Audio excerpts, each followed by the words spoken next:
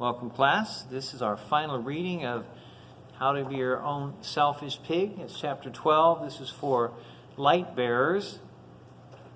It's entitled, You Only Go Around Once in Life. One rainy November day, I was relaxing in the front of the fireplace in our family room with my little baby, Randall John, nestled in my arms. I love peaceful moments like these. The warm baby dozed as the rain hissed against the windows.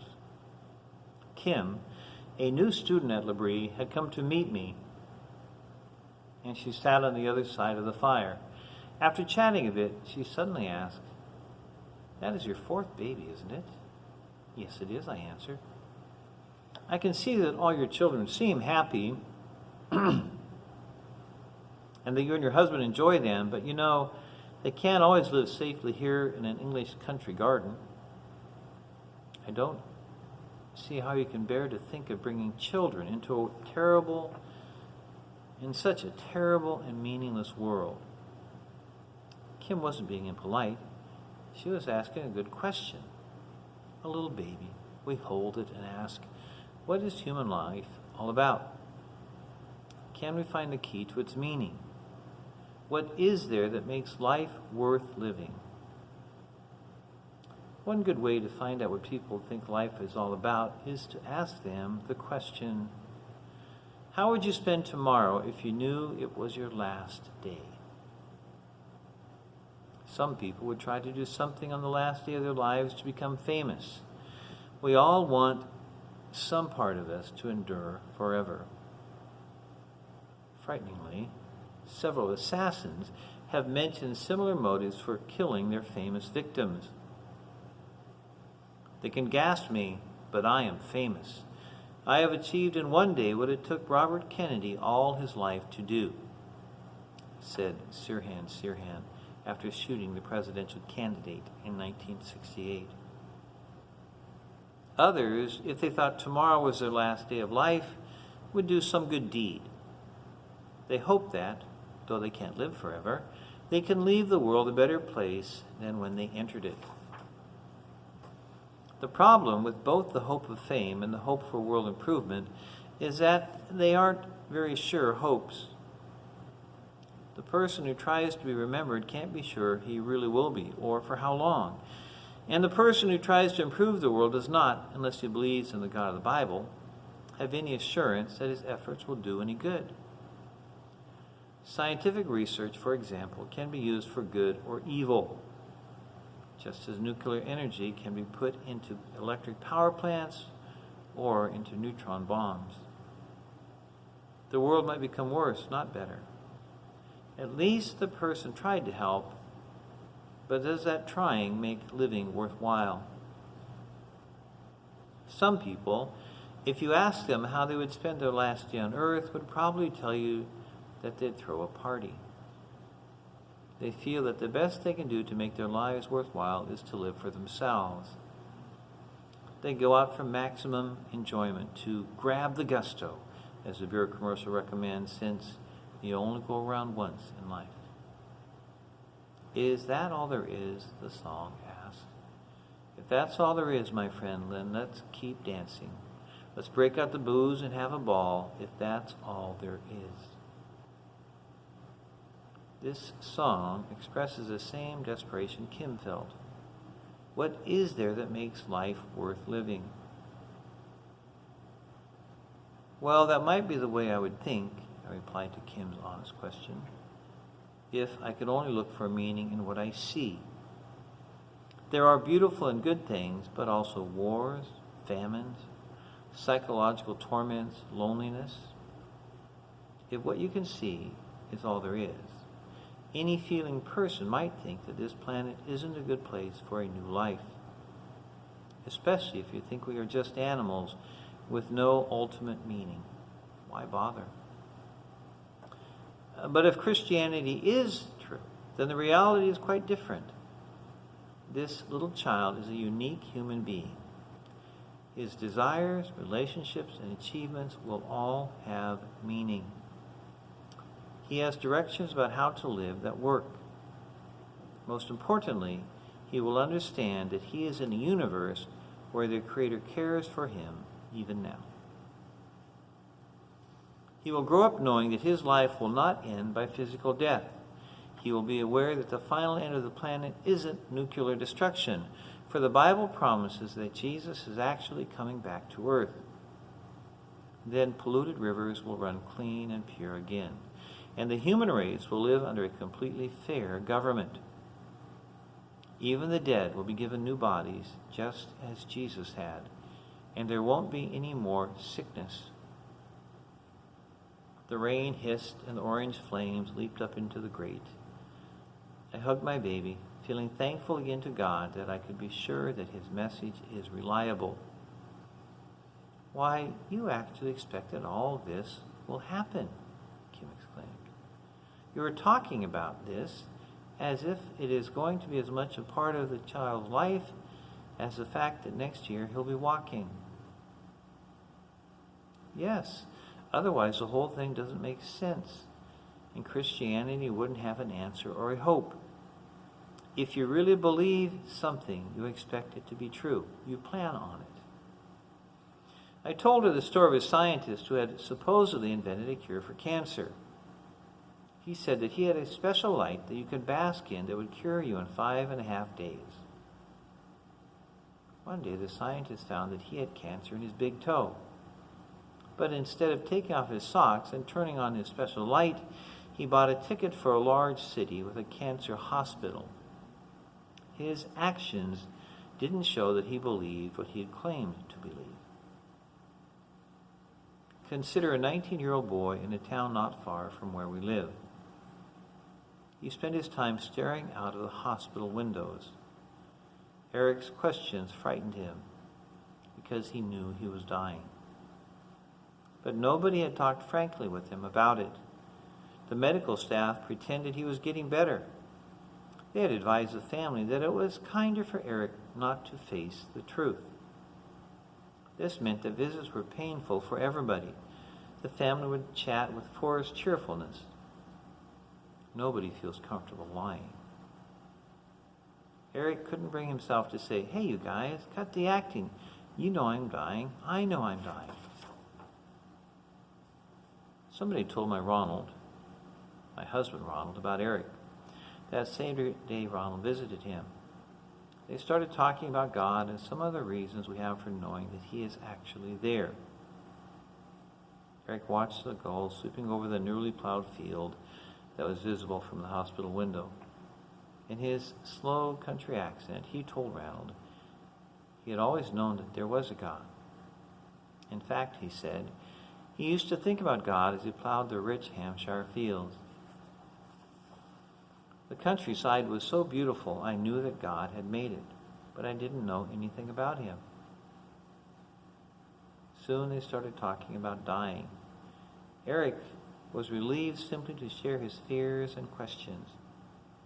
Randall explained that death itself is not normal for human beings, that God had not planned for our souls and bodies to be separated by the grave. God will someday overcome both evil and death. This was good news for Eric. Randall went to the hospital every day to be with Eric. In those days, they were able to read some of the wonderful promises God had given in his Word. In those few days, they would. Randall was able to tell Eric that there is a sure way to go right to heaven and God after death. Through the gift of new everlasting life, the Lord Jesus gives to each one who chooses to say, "Yes, God, I accept your pardon. Thank you for it." Eric would look out at the winter trees during his last days and listen to the passages of the Bible that have brought comfort to so many thousands of human beings. He particularly liked to hear the words of the 23rd Psalm. "Even though I walk through the valley of the shadow of death, I will fear no evil, for you are with me, and I will dwell in the house of the Lord forever." Surely, this is better than the death that Soma has in the book Brave New World, for death is not the end. If Christianity is true, then it is solid and testable. It is like a key that is exactly right. I can therefore trust it and use it even in hard times. The danger today is that we who believe in God, the God of the Bible, often go on living like everybody else, especially if our Christian understanding is wobbly and unsure. We miss out on many benefits the Bible promises to us in this life. We should be bold enough to say, if the Bible is true, then I can act on what it says. Of course, nobody can do this all the time. It is easy to keep forgetting that God is actually there, easy to let our minds get foggy. But the Bible encourages us to look afresh at our lives every day. It challenges us to put the truth into practice. The little baby, the teenager, the adult, the old person, all of us are completely different when we understand and believe what God has told us. Go ahead and ask questions. Who am I? Where am I going? How will I get there? How do I know? And consider the Bible's answer. For God is there. He is real. He cares about even the sparrow. So think how much more He cares about you. And then she has a few quotes here in the Bible, in her book here. Let me read them to you. First is from a man, H.J. Blackham. He says, on humanist assumptions, life leads to nothing. If there is a bridge over a gorge which spans only half the distance and ends in midair, and if the bridge is crowded with human beings pressing on, one after another until they fall into the abyss, it does not matter where they think they're going, what preparations for the journey they have made, how much they may be enjoying it all. And then she has a story about her own struggle entitled Battling the Monsters. Some plane rides across the Atlantic to America have been fun occasions for me. One trip was just the opposite. After I had buckled the seatbelt, I plugged in the earphones, turned up the classical music, and prepared myself for 8 hours of being alone to struggle with my questions and doubts. A week or so before, I had heard that my father had cancer. I had felt stunned, as if I had hit a brick wall while traveling at 50 miles per hour. We didn't know if Dad could pull through because the cancer was advanced. I had to face the possibility of death. This time, it was not a pretend mind trip. It was for real. As I sat there, I realized that mingling with my shock, my sadness, and my fears was something uglier. A wild-eyed monster drooling at the jaws was staring at me. Fear. What if it's not true after all? You haven't been through death and seen that Christianity is true. What if the Bible is an empty hope?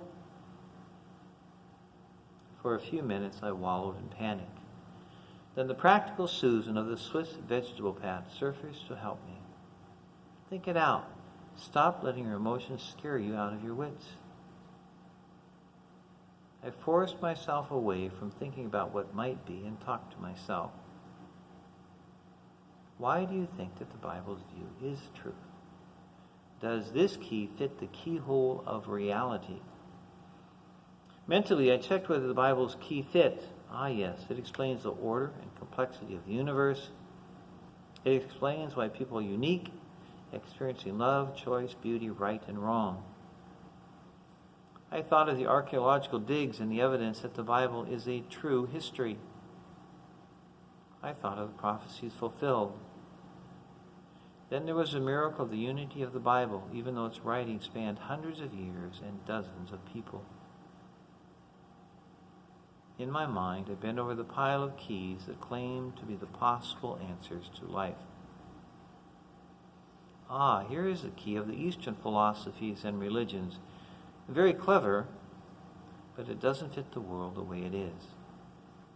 And here we have the primitive religions. But if I were to climb up Mount Olympus, I would not find the gods feasting there.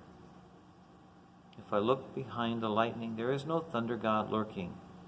These myths never fit reality. In my mind, he picked up another key. Of course, this is the key that fits. The Bible is truth, not wishful thinking. Peace and calm came to me, and I was able to eat a bit of the dinner the stewardess served. I still cried. I still had fears, but they were very, very different from under me was solid ground. I knew that God was real, true, reliable. His communication fit into history and reality. I could depend on him. People often ask me, do you really believe all this Christianity stuff? And my answer is yes.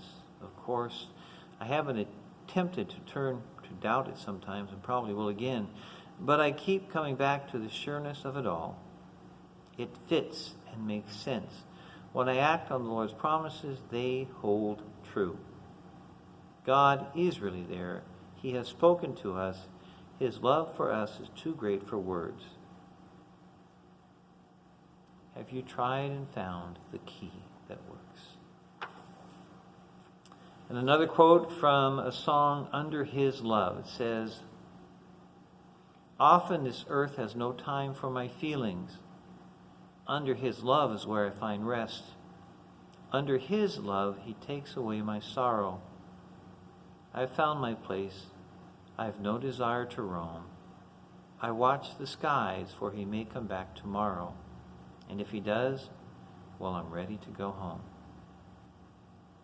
And one more quote, and this is actually a favorite quote of mine. This is from C.S. Lewis. He said, I believe in Christianity as I believe the sun has risen, not only because I see it, but because by it I see everything else.